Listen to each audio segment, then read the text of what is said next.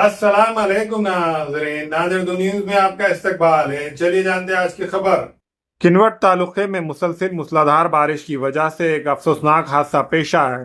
कंचली गांव के 32 साल राजू रेड्डी दांडलू पुल से गुजर रहे थे कि पुल पर बहने वाला तेज सैलाबी पानी का सही अंदाजा न होने की वजह से वो पानी के बहाव में बह गए।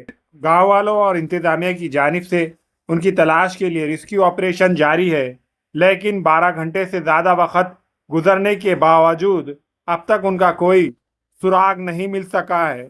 इधर नांदेड़ शहर में मुसलसिल रिमझिम और तेज़ बारिश की वजह से कई इलाकों और सड़कों पर पानी जमा हो गया है, जिसकी वजह से शहरियों को आमद व रफ्त में शदीद मुश्किलात का सामना करना पड़ा है।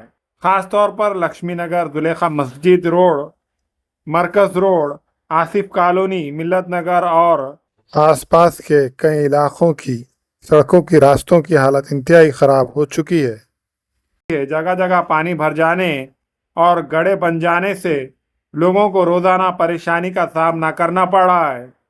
मुकामी शहरियों ने म्यूनसिपल कॉरपोरेशन से मुतालबा किया है कि वो मुतासरा इलाकों का फौरी दौरा किया जाए, पानी निकालने के मौसर इंतजामात किए जाए, खराब सड़कों की मरम्मत की जाए और अहम रास्तों पर मौजूद गड्ढों को जल्द अज जल्द भरकर अवाम को राहत फराहम की जाए।